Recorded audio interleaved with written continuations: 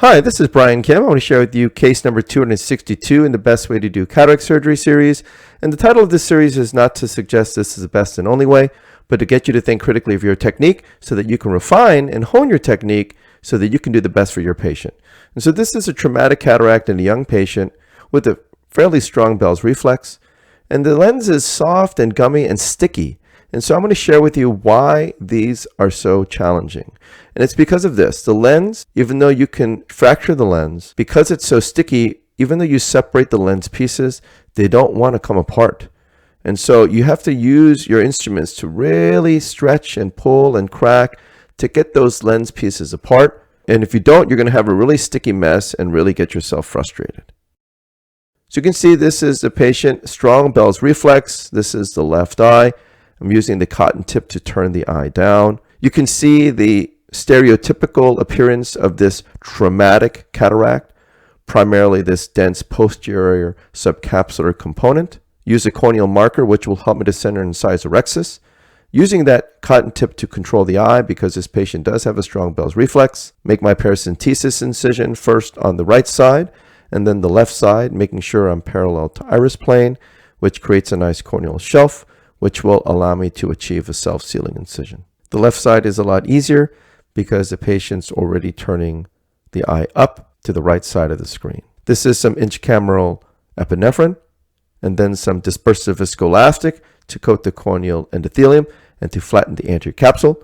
I'm going to twist the cannula within the incision. By doing it this way, I'm able to turn the eye down, and I call this the orlock technique. This is a triplanar corneal incision. I make a vertical groove, place the blade into the deep part of the groove, tunnel through the cornea, and then I enter.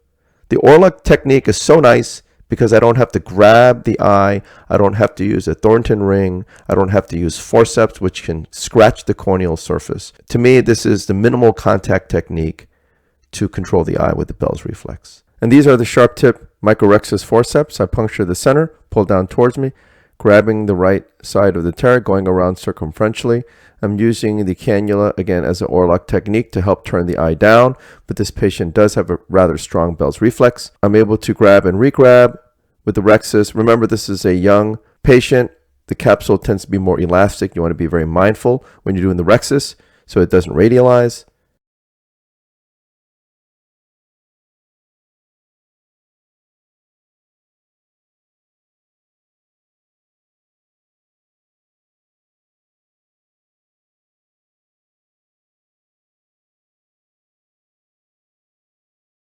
Go ahead and finish off the rhexis, irrigating the surface of the eye. And this is the Capsulorhexis hydrodissection technique. I place a cannula under the rhexis edge, give a little wiggle, get a nice wave, lift the lens up, pushing the lens back down, decompressing the bag, and the lens begins to spin.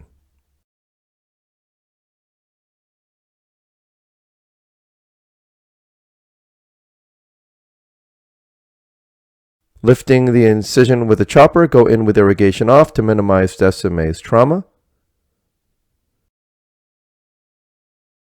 Removing the surface epinuclear material, sliding the chopper under the rhexis edge contra-incisionally, defecative vertically, sub-incisionally, fracturing the lens in half. But again, you can see how sticky this lens is. Again, a rather young patient. I'm sliding the chopper under the rhexis edge, under the right heminucleus, hooking the peripheral lens, pulling it centrally toward the ficca tip, and fracturing the lens in half. You can see I have to use a lot of lateral separation forces to crack the lens, grabbing that first quadrant up, emulsifying the lens piece.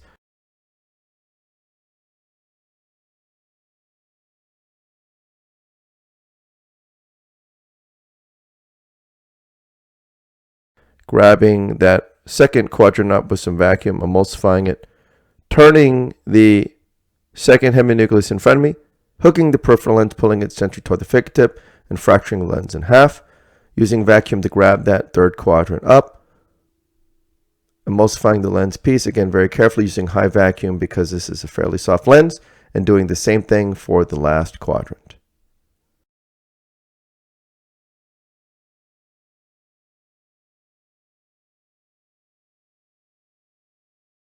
So I take the chopper out, push BSS in, take the phaco tip out, and I go in with the INA handpiece. Use the ironing handpiece to lift the iris because there was a little bit of reverse pupillary block. Starting subincisionally peeling from anterior to posterior. By peeling the cortex from anterior to posterior, you get the cleanest removal of the cortex, and this saves you a lot of time for the case. Of course, sometimes it doesn't happen that way, and you might have some of those wispy cortical fibers, and so, they take a little bit more time, but the point is you want to get a nice clean bag, don't leave anything behind. Switch to polish mode, polishing under the rhexis edge, removing the lens epithelial cells, polishing the posterior capsule. You can see this patient has a beautiful large pupil, great view, but again, a rather soft but sticky lens. Fortunately, everything's gone so well so far.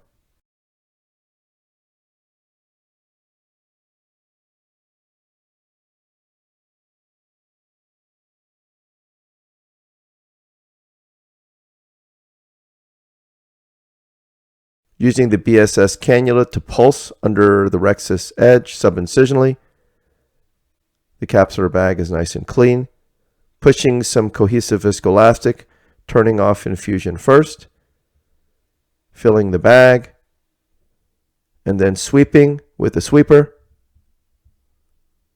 First on the left side, and then the right side.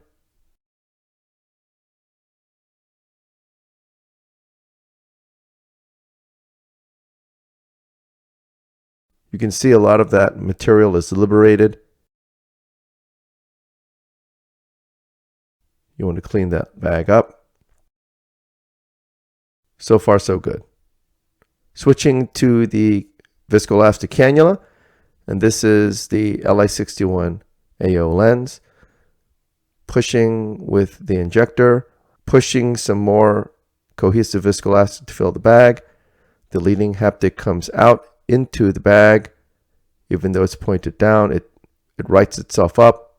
Release on the plunger and push it forward again. It catches that trailing haptic and it goes into the bag. Actually, in this case, it didn't go in. So I'm using the INA handpiece to push the trailing haptic into the bag with infusion on.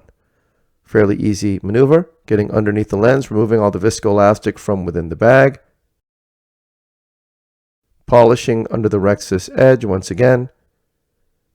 And that Li61 AO lens, a silicone lens, it does spin pretty easily within the bag, and you want to just rotate it and position it in such a way that it has the best centration.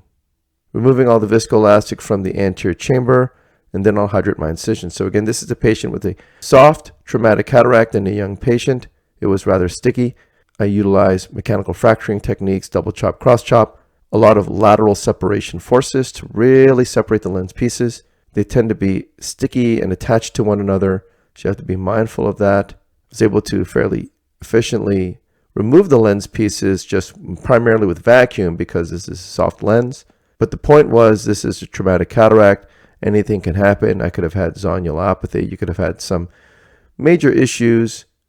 But by being prepared, by utilizing these techniques, not putting any torsional stress on the capsular bag when I do cataract surgery, I'm able to utilize these very basic but very important fundamental skills to be as gentle as possible on the eye. And by doing this, I minimize any stress on the eye, namely the zonules, which is so important when you're dealing with a traumatic cataract situation. So I hope this was helpful to you, and I thank you for your attention.